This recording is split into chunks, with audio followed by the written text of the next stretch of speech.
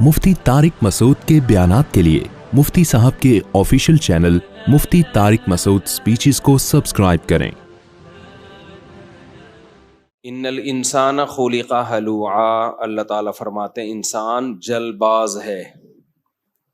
इज़ा मस्सहु शर्रु जज़ूआ, जब उसको कोई मुसीबत पहुंचती है तो जज़ा फज़ा शुरू कर देता है, सब्र से काम नहीं लेता।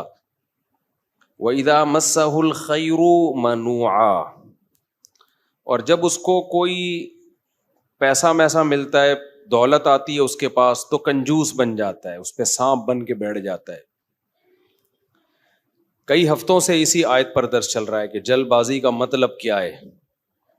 जल्दबाजी का मतलब ये है, इस पर मैंने कई दफा बयान किया ना पूरा, कि हमारे सारे फैसले अक्सर जल्दबाजी में होते हैं।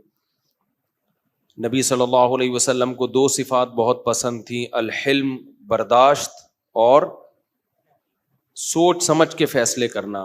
तलाक़ें जल्दबाजी में होती हैं, मारधाड़ जल्दबाजी में, बहुत सारे काम हमारे जल्दबाजी में हो। किसी के बारे में राय जल्दी कायम कर लेते हैं, किसी को अच्छा कहने में बहुत जल्दी करते हैं, किसी को बुरा कहने में भी बहुत जल्दी करते हैं। तो इसी तरह जो शख्स भी, जिसकी दिल में कोई ख्वाहिश पैदा हुई, उस ख्वाहिश को फौरन पूरी करने की कोशिश करना, ये भी क्या है? जल्दबाजी। आप सोच तो लो भाई, ये ख्वाहिश पूरी करने से आपको फायदा होगा, नुकसान होगा, कहीं लत तो नहीं पड़ जाएगी आपको, नशा है, दिल चाहता है, लोग कर लेते हैं भाई, इससे तो आप तबाह बर्बाद होते चले जाओगे। तो जो ख्वाहिशात का गुलाम होता है वो जल्दबाज होता है, और जो मुस्तकबिल सामने रख के जिंदगी गुजारते हैं उनकी तबीयत में जल्दबाजी नहीं होती, हमेशा वो कामयाब होते हैं। तो यहां भी अल्लाह ने क्या फरमाया कि जल्दबाजी की एक मिसाल अल्लाह ने बयान की है। वो मिसाल ये है, इज़ा मस्सहु शर्रु जज़ूआ, जब कोई मुसीबत पहुंचती है ना, होना ये चाहिए मुसीबत में इंसान का दिल करता है हुल्लड़बाजी का, हाँ हू चीखो पुकार, इधर उधर डिप्रेशन होती है उसको। तो जो दिल कर रहा है वो आप करना शुरू कर दो, उस पर कंट्रोल ना करो कि भाई इसका कोई फायदा होगा या नहीं होगा। ऐसा तो नहीं कि मेरे इस रिएक्शन से फायदे के बजाय उल्टा और ज्यादा नुकसान हो जाए।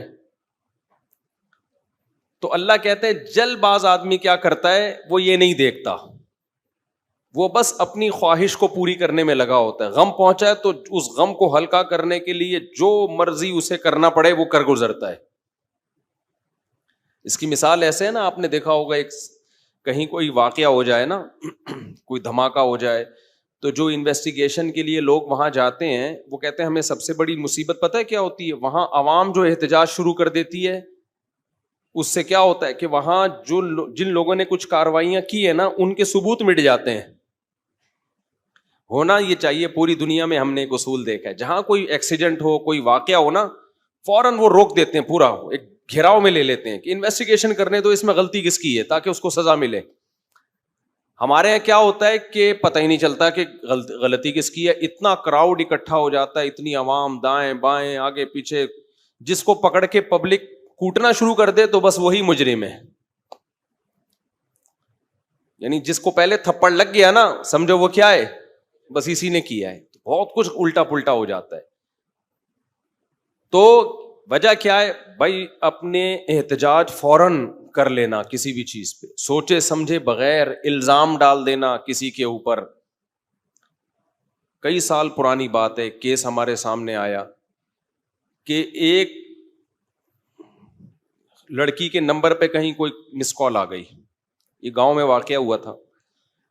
अब गैरतमंद भाई था, उसने देखा ये कौन है, देखा किसी लड़के का फोन है, पहले से उस लड़की के बारे में किसी ने उसका दिमाग, बहन के बारे में दिमाग भरा हुआ था, होते उसने क्या किया, उसको गोली मार दी।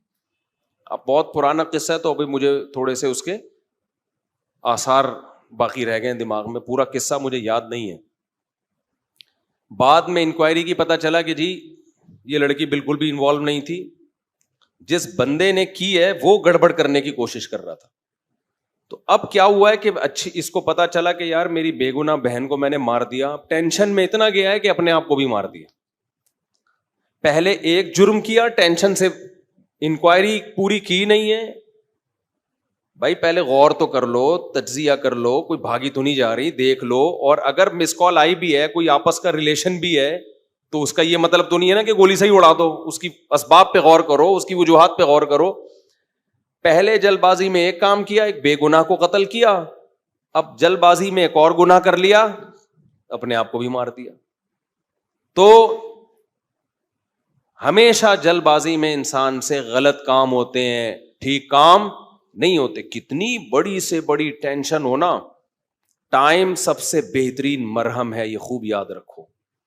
جب میرے پاس کوئی پریشان آدمی آتا ہے نا, جس کو کوئی بہت بڑا غم پہنچا ہو اور اس کی حالت خراب ہو رہی ہو, میں اسے ایک بات لازمی کہتا ہوں کہ وقت سے بہترین مرہم دنیا میں کوئی نہیں. یہ ٹائم گزار لو, اس ٹائم کو کیا کرو, گزارو بس.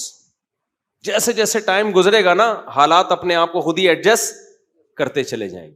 یہ اللہ نے انسان کے باڈی میں ایسی ایک لچک رکھی ہے. میں نے ایک ڈاکٹر صاحب سے پوچھا, ڈاکٹر صاحب اب پین کلر ایجاد ہو گیا ہے, درد ہوتا ہے, لوگ ٹیکا لگاتے ہیں, پہلے زمانے میں کیا ہوتا تھا؟ داڑھ کے درد کی تکلیف کتنی زیادہ ہوتی ہے نا, داڑھ کا درد ہو رہا ہو, اب تو پین کلر کھا لیتے ہیں لوگ. تو کیا کرتے تھے, 2-4 دن کے بعد تو مرنے لگتے ہوں گے. انہوں نے کہا اللہ نے ایسا سسٹم بنایا ہے, پین جب زیادہ عرصہ چلتا ہے نا, باڈی یا تو وہ خود ہی باڈی اس کو کم کر دیتی ہے, یا وہ فیل ہونا کم ہو جاتا ہے. تو اللہ بھی تو ہے نا, اللہ کے میاں کا بھی تو ایک سسٹم ہے بنایا ہوا.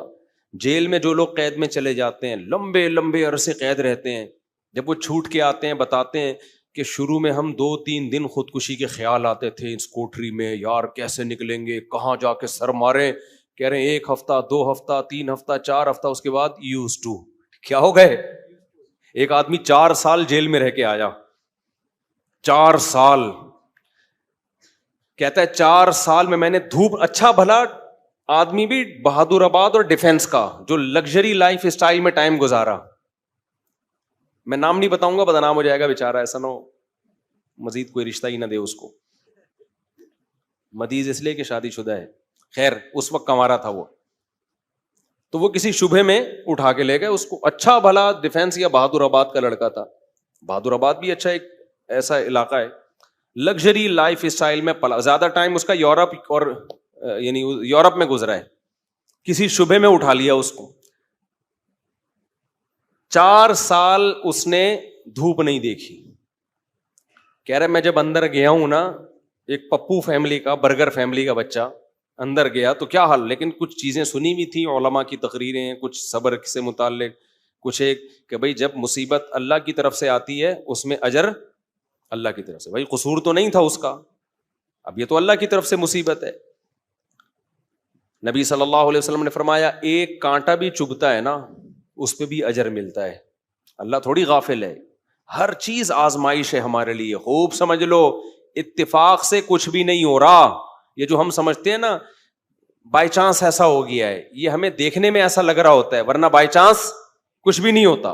جو کچھ ہو رہا ہے اللہ کے ارادے سے ہو رہا ہے. خوشی بھی پہنچ رہی ہے اللہ کے ارادے سے, غم بھی پہنچ رہا ہے اللہ کے ارادے سے. تو نبی نے فرمایا کہ جس کو خوشی پہنچتی ہے نا مسلمان کو, کافر کو خوشی پہنچتی ہے کہتے بائی چانس, یہ ہو گئے میری لک ہے, وہ لک کہتا ہے اس کو, لک ہے. ایک دفعہ میں ایک ڈاکومنٹری دیکھ رہا تھا, یہ جو کروڑوں اسپم ہوتے ہیں نا جو ماں کے رحم میں جاتے ہیں, جن میں سے ایک کو اللہ سلیکٹ کرتے ہیں انسان بنانے کے لیے. تو ڈاکومنٹری میں کسی گورے نے لکھا ہوا تھا کہ آئی ون دس میچ, یعنی کروڑوں خربوں میں یہ میچ جیت گیا. ٹھیک ہے, او بھائی تو نہیں جیتا ہے, یہ سلیکشن کس کی ہے؟ اللہ کی ہے. وہ کہہ رہے ہیں بھی بائی چانس ہو گیا کہ میں پیدا ہو گیا. بائی چانس کوئی بھی نہیں ہوتا, سب کس کا ارادے سے ہو رہا ہے؟ اللہ کے. اللہ نے تجھے پیدا کرنے کے لیے کمبخت سلیکٹ کیا ہے, اور اللہ پھر کہہ رہے ہیں نحن خلقناکم, ہم نے تمہیں پیدا کیا, ہمارا احسان ہے, تو اب اس احسان کا بدلہ دو. تو جہاں آپ یہ کہیں گے نا اتفاق سے ایسا ہو رہا ہے, وہاں خوشی پہ اتراؤ گے بھی اور غموں پہ ٹینشن میں بھی آؤ گے. یار کیوں ہو گیا میرے ساتھ؟ اچھا ہٹلر کتنا روتا رہتا آخری عمر تک, تبھی پھر وہ خودکشی کر لی اس نے کہ یار 1 ہفتہ پہلے میں رشیا پہ اٹیک کر دیتا, ہاں ہاں ہاں یار کتنی بڑی غلطی ہوئی ہے مجھ سے, وہ کہتے ہیں ایک ہفتہ پہلے اٹیک کر دیتے نا تو رشیا کا نقشہ کچھ اور ہوتا. وہ ایک ہفتہ رہ گیا, پتہ نہیں پولینڈ ولینڈ کے کس کے چکر میں رہ گیا, تو وہ رشیا نہیں اٹیک کر کے اس کی ایسی کی تیسی کر دی. تو روتا رہتا تھا وہ. ابے روتا رہتا نہیں, تو نے جو کچھ حرکتیں کی ہیں تو اللہ نے تجھے کیا دیا اس کا بدلہ. خیر, تو توبہ کر لیتا. مسلمان ہوتا تو کیا کہتا, یار اللہ کی طرف سے چپت لگ گئی ہے میرے, اب توبہ استغفار کر لو. اور توبہ ایسی خاندانی چیز ہے یار, کچھ بھی ہو جائے. ہٹلر مسلمان ہوتا, کہتا میں نے ہزاروں لاکھوں انسانوں کو قتل کر دیا, بند کمرے میں جا کے گڑ گڑا لیتا اللہ سے, معاف کر دے اللہ. دنیا کو نہیں پتا چلتا, اللہ کیا کر دیتا, معاف. لیکن چونکہ کافر تھا تو کیا ہوا ہے, اس نے قوم کا مجرم تھا وہ, اس نے کہا کیا کر سکتے ہیں, اس کو پتا تھا پبلک نہیں چھوڑے گی, تو اٹھا کر کے مارکیٹ سے اپنے آپ کو شارٹ کر لیا. انجام بھی برا, زندگی بھی بری. مسلمان کی زندگی بری ہو, کم از کم انجام اچھا اس کے اختیار میں ہوتا ہے. یار اللہ کو منا لو. اللہ کہتا ہے 100 انسانوں کے قاتل کو بھی میں بخش دوں گا. خیر میں وہ واقعہ سنا دوں میں. تو وہ کیا ہوا ہے کہ وہ بہادر آباد کا پپو بچہ جو ہے نا, کہاں چلا گیا, جیل میں. اب علماء سے اس کا تعلق تھا, ماشاءاللہ داڑھی بھی رکھی ہوئی تھی اس نے, کہ یار اب یہ غم کس کی طرف سے ہوتے ہیں, اللہ کی طرف سے. تو مجھے اپنا قصہ سنا. میں نے کہا یار 4 سال میں تو دھوپ میں نا ایک دن نہ بیٹھوں, میں ڈپریشن میں جانا شروع ہو جاتا ہوں. یہ جو بند کمروں میں لوگ سارا دن بیٹھے رہتے ہیں, پتہ نہیں کیسے. ہم نیچر سے جس کو بھی محبت ہوگی نا, وہ دھوپ نہیں چھوڑ سکتا بھائی. بکریاں مرغی انڈے نہیں چھوڑ سکتا, دھوپ نہیں چھوڑ سکتا. وہ بکریاں مرغی تو چلو زیادہ ہو گیا, لیکن دھوپ نہیں چھوڑ سکتا وہ. تو میں نے کہا 4 سال اب کیسے بند کمرے میں رہے ہیں, اور بھی قیدی تھے. کہہ رہے میں 2-3 دن تو ٹینشن میں رہا. پھر میں نے کہا اچھا یہ بھی نہیں پتا کہ نکلیں گے کبھی یہاں سے. یہ پتا ہو نا, آدمی کہتا ہے چلو 4 سال میں دن گننا شروع کر دو. یہ بھی نہیں پتا نکلیں گے ہی بھی نہیں نکلیں گے. کہہ رہے میں نے کہا جو ہونا تھا وہ تو ہو گیا, اب ہم تو جیل کی دیوار توڑ کے بھاگ نہیں سکتے. تو کہہ رہے میں نے کیا کیا, پھر وہاں پر میں نے اٹھک بیٹھک اور ایکسرسائز شروع کر دی کہ بھائی ٹائم کیا کرو, پاس کرو. ٹھیک ہے. کہہ رہے اس کا فائدہ یہ ہوتا ہے 400 دفعہ میں بیٹھ کے, کیونکہ اور تو کوئی کام ہی نہیں ہے اسٹیمنا بنانے کے علاوہ. اسٹیمنا بنانے کے علاوہ کوئی کام ہے ہی نہیں. اچھا ہے بڑا پاورفل ماشاءاللہ, آپ کبھی ملو تو آپ دیکھو بہت زیادہ ساری طاقت جیل میں بنائی ہے اس نے. کہہ رہا ہے میں بیٹھ کے لگاتا تھا ان 4 پھر ڈپس لگاتا تھا, پتہ نہیں کتنے ڈپس لگا لیتا تھا, ایکسرسائز کرتا تھا. کہہ رہا ہے اس کا فائدہ یہ ہوتا تھا, اتنا تھک جاتا تھا کہ مجھے نیند خاندانی آتی تھی. ظاہر ہے نیند تو 20 بیماری کا علاج ہے. ڈپریشن ختم کرنے کا سب سے بہترین ذریعہ ہی گہری نیند ہے. ڈاکٹر ڈپریشن کے مریضوں کو کیا دیتے ہیں, نیند کی گولیاں دیتے ہیں کہ سوتا رہے بس, پتہ ہی نہ چلے پی ٹی آئی آ رہی ہے کہ جے یو آئی آ رہی ہے کہ مسلم لیگ آ رہے ہیں, کہ یہ ٹینشن ہی ختم, اسٹیبلشمنٹ کیا کر رہی ہے چھوڑو. تو کہہ رہے ہیں میرے ساتھ جو قیدی تھے نا وہ بہت سے اس میں پاگل ہو گئے, کیونکہ بیٹھے رہتے تھے, سوچتے رہتے تھے ہر وقت دماغ میں نا کیا یہاں سے نکلیں کیسے. حالانکہ بہت سے جرم کر کے آئے ہوئے تھے, ٹھیک ہے, ان کا تو بنتا تھا. تو کہہ رہے 4 سال کے بعد رہائی کا فیصلہ ہوا. کہہ رہے ہم جب باہر نکلے تو پھر دنیا جنت لگی. پھر اب اس نے 4 شادیاں استغفر اللہ کی ہیں. تو خیر کی ہیں, واقعی 4 کی ہیں. کہہ رہے اس سے مجھے پاور کیا ملی. کہہ رہے ہم تو مجرم تھے نہیں, ہم جب باہر آئے نا ہم نے کہا اچھا یہ ہوتا ہے, ٹوٹل سزا کیا ہے, کچھ بھی کر لو یہ ہے. تو کہہ رہے میرے اندر اتنا اسٹیمنا پیدا ہو گیا دنیا میں کچھ کر گزرنے کا. آپ کو پتا ہے جیل ہمارے مجرم بناتے ہیں, جیل میں جا کے نا اسٹیمنا بڑھ جاتا ہے مجرم کا, سمجھ رہے ہو. ایک تو اس کو یہ پتا ہوتا ہے آئندہ اس طرح سے کام کرو گے تو پکڑے نہیں جاؤ گے, اس طرح سے کیا تھا تو پکڑا گیا تھا نا, اب یہ والی غلطی نہیں کرنی. تو اس لیے شریعت میں جیل کی سزا نہیں ہے, شریعت میں ہے کہ اسی وقت نمٹا دو. چوری کی ہاتھ کاٹو, چلو بھائی نکل پتلی گلی سے, شاباش. ہم کیا کرتے ہیں چوری کی جیل, تو کہتا ہے یار اس دن وہ سی سی ٹی وی کیمرہ دیکھنا بھول گیا تھا, میں آئندہ تھوڑا خیال کروں گا. پھر وہاں سارے چور ہی بیٹھے ہوتے ہیں, کوئی نیک آدمی تو آیا نہیں ہوتا جیل میں. تو چور آپس میں ان کی کیا ڈسکشن ہوگی, وہ تہجد کی باتیں تھوڑی کریں گے. وہ بھائی تو نے کیا کرتا ہے, وہ میں نے اتنے بندے مار دیے, آپس میں ان کا گینگ بنتا ہے. پھر آپس میں نمبر ایک دوسرے کے ساتھ وہ شیئر کرتے ہیں کہ جب باہر نکلیں گے تو پھر دیکھتے ہیں ہم. اور 4 سال میں 10 سال میں کیا کچھ ہوتا ہی نہیں ہے. تو کچھ کرنے کی صلاحیت ان میں ویسے ہی ختم. وہاں جا کے کوئی یہ تھوڑی کہ وہ ماسٹرز کر رہے تھے یا پی ایچ ڈی کے اسکالر بن کے باہر آئے یا کوئی انجینئرنگ مکمل کر لی اب باہر جاب ملے گی. 4 سال 8 سال زندگی بہترین ان کے ویسے ہی برباد ہو گئے. اب ان کے پاس کمانے کے لیے چپل چوری کے علاوہ اور کوئی راستہ ہوتا نہیں ہے, یا باقی چوریاں ڈکیتیوں کے علاوہ کوئی راستہ ہی نہیں ہوتا ان کے پاس. تو نظام اتنا گندا ہے, اس لیے اسلام نے سزا رکھی ہے, اس میں ادھار نہیں رکھا. قصاص ہے, ثابت ہو گیا کہ بھائی اس نے بندہ مارا ہے, فوراً پکڑ کے وارثوں کے حوالے کیا جائے گا, بھائی تمہارا باپ مارا ہے, تم بتاؤ کیا کرنا ہے. اب وہ فیصلے میں دیر کر رہے ہیں تو اس دوران جیل میں بند کیا جائے, بھاگ نہ جائے. جیل میں اس کو تمام سہولتیں دی جائیں گی, بھائی یہ بندہ ہے بھاگے گا نہیں, جلدی 1 ہفتہ ہے آپ کے پاس, فیصلہ کرو گردن اڑانی ہے یا اس سے بارگیننگ کرنی ہے. تو بارگیننگ میں جو ٹائم لگ رہا ہے اس دوران جیل میں رہے ایک الگ بات ہے. ایک آدھ ہفتہ سعودی عرب میں ایسا ہی ہوتا تھا, آپ کا پتہ نہیں کیا ہو رہا ہے. قصاص اب 1 ہفتہ, اس کے بعد سر قلم کرنا ہے, چلو بھائی اڑا دو سر اس کا. سر نہیں قلم کرنا, پیسے لے کے چھوڑنا ہے, پیسے لے بھائی, اور جو بھی رہن کے طور پر اس کی پراپرٹی رکھوائی, چل بھائی نکل, ختم. ہماری عدالتوں پہ بوجھ کتنا ہے دیکھو, 20 سال پرانی فائلیں جج کے پاس پڑی ہوئی ہوتی ہیں. اسلام میں قصاص ہے. دانت توڑ دیے, ٹائم نہیں ہے بھائی, کون سا والا دانت توڑا, یہ والا, اب بتا دانت توڑنا ہے اس کا. دیکھو نبی صلی اللہ علیہ وسلم کی خدمت میں کتنا زبردست واقعہ ہے. حدیث میں آتا ہے حضرت انس رضی اللہ تعالی عنہ کی جو پھپھی تھی نا, کس کی؟ حضرت انس ابن مالک کی پھپھی. حضرت انس نبی کے خادم تھے. ان پھپھی نے اپنی باندی کو مکہ مارا یا تھپڑ مارا تو وہ باندی کا دانت ٹوٹ گیا. جو لونڈی تھی نا باندی, اس کا دانت ٹوٹ گیا. صحیح ہے نا. تو نبی کے پاس کیس آیا تو آپ نے فرمایا اللہ کی کتاب کے مطابق فیصلہ کروں گا. تو کتاب اللہ تو یہی کہتی ہے دانت کے بدلے دانت. تو اب بڑے مسئلہ ہو گیا کہ بھائی یہ تو اتنے خاندانی لوگ ہیں, اور باندی یہ تو لونڈی ہے, لونڈی کا دانت ٹوٹ گیا, ملازم کو تھپڑ مارا دانت ٹوٹ گیا, تو اب سیٹھ صاحب کا بھی دانت توڑا جائے کیا؟ گوروں کے ایسا کوئی قانون نہیں ہے. اسلام میں کہ بھائی دونوں انسان ہیں تو دونوں کے دانت کی سیم ویلیو ہے. تو نبی نے فیصلہ کیا دانت کے بدلے دانت توڑا جائے گا. یہ بھی نہیں دیکھا کہ انس ابن مالک میرے شاگرد ہیں, 10 سال میری خدمت کی ہے, تو اتنی خدمت گزار ہیں تو ان کی پھوپھی کے ساتھ میں رعایت کروں. فرمایا نہیں, میں فیصلہ کروں گا کتاب اللہ کے مطابق. تو کتاب اللہ میں کیا تھا؟ دانت. اچھا باندی کو یہ توقع نہیں تھی کہ میری جو مولا ہے, آقا ہے, اس کے دانت توڑے جائیں گے. ان لوگوں کو یہ توقع نہیں تھی. تو جب نبی نے فیصلہ کیا نا تو پھر انہوں نے پھر معاف کر دیا کہ بھائی, انہوں نے کہا کہ یہ تو ہماری مولا ہے, مالکن ہے, میں اس کا دانت کیسے توڑ سکتی ہوں. تو پھر انہوں نے خود ہی معاف کر دیا. تو پھر نبی نے, کیونکہ اس کو حق ہے, تو کیس 2 منٹ میں کیا ہو گیا؟ ختم. اگر انگریز کی حکومت ہوتی یا ہماری پاکستانی حکومت ہوتی, اب تک چل رہا ہوتا وہ کیس. دونوں مر چکے ہوتے, دونوں قبروں میں جا چکے ہوتے, ابھی تک ان کے دانت کے کیس کی فائلیں بولو موجود ہوتی, اور پوسٹ مارٹم ہو رہا ہوتا کون سا والا دانت ٹوٹا تھا, ہلا تھا یا ٹوٹا تھا, ان کے مکے سے ٹوٹا. ایسا گندا غلیظ نظام ہمارے اوپر مسلط ہے. اس میں انصاف کے علاوہ سب کچھ ملے گا آپ کو. تو اسلام نے کیش سزائے رکھی ہے, ٹھک ٹھک ٹھک کر کے, کہ بھائی تھپڑ کے بدلے میں کیا ہے؟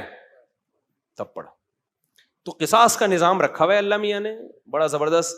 وَكَتَبْنَا عَلَيْهِمْ فِيهَا أَنَّ النَّفْسَ بِالنَّفْسِ وَالْعَيْنَ بِالْعَيْنِ وَالْأَنْفَ بِالْأَنْفِ وَالْأُذُنَ بِالْأُذُنِ وَالسِّنَّ بِالسِّنِّ وَالْجُرُوحَ قِصَاص. کیا زبردست آیت ہے. اللہ فرماتے ہیں ہم نے لکھ دیا ہے آنکھ کے بدلے آنکھ. کسی نے تمہاری آنکھ پھوڑی ہے, تم کورٹ میں جاؤ گے, جی اس نے آنکھ پھوڑی ہے, یہ ثابت کرو گے, دلائل سے ثابت کر دیا, کورٹ کہے گی تو بھی پھوڑ دے اس کی یہ والی آنکھ. البتہ یہ کام ڈاکٹر سے لیا جائے گا, ویسا نہ ہو پھوڑنے پھاڑنے میں کچھ اور ہی نہ پھوڑ پھاڑ دے, اتنا لمبا چھورا مارے کہ پیچھے سے ہی نکال دے. تو اس میں ماہرین سے مدد تو لی جائے گی, لیکن یہ ہوگا بھائی آنکھ ضائع کی ہے تو تمہاری بھی آنکھ ضائع کی جائے گی. دانت توڑا ہے, سن بسنی, دانت کے بدلے دانت. سمجھ رہے ہو؟ تو یہ پوری قرآن نے ڈیٹیل بیان کی ہے. یہ ہوتا ہے انصاف, اٹ از کالڈ انصاف. اس میں جس نے جرم کیا شراب پی کے آیا تھا یا بغیر شراب کے کیا ہے, اس سے کوئی فرق نہیں پڑتا. یورپ امریکہ میں ہوتا ہے پی کے آپ نے دانت توڑ دیا تو کہتے ہیں سزا ہلکی ہے, کیونکہ آپ پیے ہوئے تھے, آپ کو ایکچولی پتہ نہیں تھا کہ میں کیا کر رہا ہوں. اسلام کہتا ہے پینا یہ آپ کا ہیڈ ایک ہے, جو جرم پینے کے بعد ہوگا آپ کو اس کی پوری پوری سزا ملے گی. تبھی اسلام میں احناف کا یہ موقف ہے کہ شراب پی کے طلاق دے دی تو ہو جائے گی. آپ یہ نہیں کہہ سکتے کہ میں نشے میں تھا, ہو جائے گی طلاق. کسی حدیث سے نہیں ہمیں پتا چلتا کہ نشے میں طلاق واقع نہیں ہوتی, خوب سمجھ لو. تو اگر شراب کسی نے خود پی ہے تو وہ اس کا ایسا نہیں ہے کہ اپنے تصرفات اس کے کالعدم ہوں گے, تو بندہ مارے گا. شراب پی کے بندہ قتل کر دیا نا تو شرابی سے قصاص لیا جائے گا. حالانکہ قصاص تو ایسی چیز ہے جو شبہے سے بھی ساقط ہو جاتی ہے, سمجھ رہے ہو. دیکھو ایک مثال دیتا ہوں, آپ نے ڈنڈا گھمایا کسی کے سر پھوڑ دیا, وہ مر گیا, تو قصاص نہیں ہے, آپ کو قتل نہیں کیا جائے گا, دیت دی جائے گی. وجہ اس کی یہ کہ اس میں اس بات کا امکان تھا کہ ہو سکتا ہے یہ قتل نہ کرنا چاہ رہا ہو, غلطی سے بندہ مر گیا ہو. جیسے موسیٰ علیہ السلام نے تھپڑ لگایا تھا قتل کرنے کی نیت سے تھوڑی, تو وہ بندہ ہی مر گیا. اب اس میں قصاص تھوڑی ہے بھائی, ہم نے جان کے تھوڑی مارا ہے. تو ڈنڈے میں اس بات کا امکان ہوتا ہے کہ بھائی ویسے ہی پتھر مار رہا ہو تو قتل کی ارادہ نہ ہو. آلہ جارحہ جسے کہتے ہیں نا, جو قتل ہی کے لیے بنے, بندوق ہے, چاقو ہے, اس سے کوئی مارے گا تو قصاص ہے. سمجھتے ہو کہ نہیں سمجھتے؟ ہاں, ڈنڈے سے کسی نے مارا اور دلائل سے پتا چل گیا کہ اس کی نیت ہی قتل کرنے کی تھی, وہ ایک الگ بات ہے. لیکن نارملی جو ہے نا, جب قتل کے لیے آلہ جارحہ کا ہونا ضروری ہے. اب مسئلہ یہ ہے, میں بات ہی پتہ نہیں بھول گیا جو بتانا چاہ رہا تھا. یہ میں نے ڈنڈے والی مثال کیوں دی ہے. ہاں دیکھو, میں بتانے کا مقصد یہ تھا کہ ذرا سا بھی شبہ آ جائے نا کہ پتہ نہیں اس کی نیت قتل کی تھی یا نہیں تھی, تو اس کا فائدہ کس کو ہوگا؟ قاتل کو. اس سے قصاص نہیں لیا جائے گا, کیونکہ ہو سکتا ہے یہ قتل نہ کرنا چاہ رہا ہو, غلطی سے بندہ مر گیا ہو, یہ تو سر پھوڑنا چاہ رہا ہو, خالی تھپڑ مارنا چاہ رہا ہو. لیکن شراب پی کے کسی نے بندہ مار دیا نا چاقو سے یا بندوق سے, یہاں شریعت قاتل کو فیور نہیں دیتی. حالانکہ یہ زیادہ فیور بنتا ہے, یار اس کی نیت تھوڑی تھی, تو پی کے ٹہل رہا تھا. تو احناف یہی کہتے ہیں, امام حنیفہ, کہ جب قاتل کو شراب کے بعد اتنا سا فیور نہیں دیا جا رہا, حالانکہ اس کا دماغ کام نہیں کر رہا, تو طلاق تو قصاص سے کم درجے کی چیز ہے.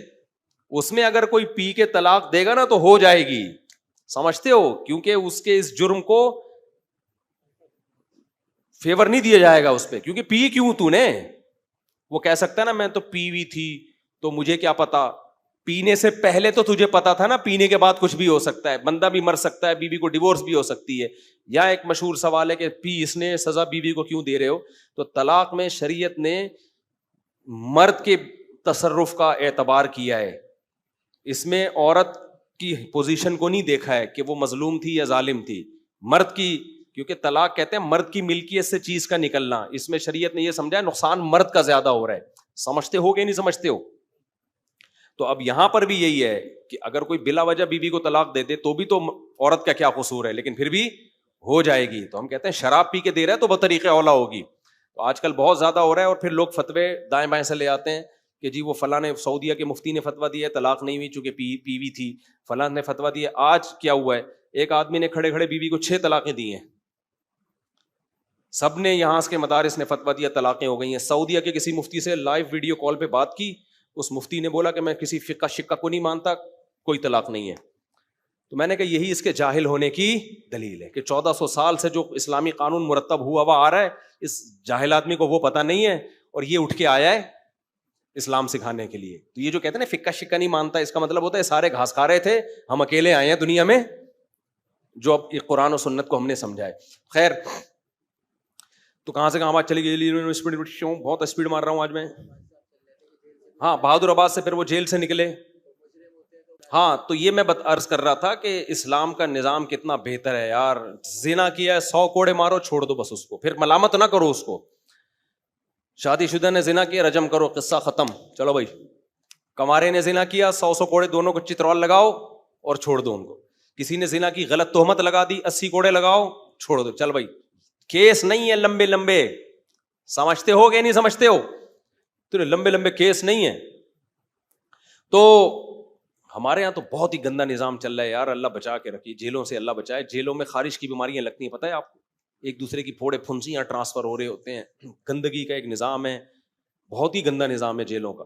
تو وہ صاحب جیل میں 4 سال جب کاٹ کر آئے تو کہہ رہے ہیں میں اتنا کانفیڈنس پیدا ہو گیا, لیکن چونکہ بندہ 2 نمبر نہیں تھا, جب 2 نمبر نہیں تھا تو برائیوں کی طرف نہیں گیا, اچھائیوں میں کانفیڈنس پیدا ہو گیا.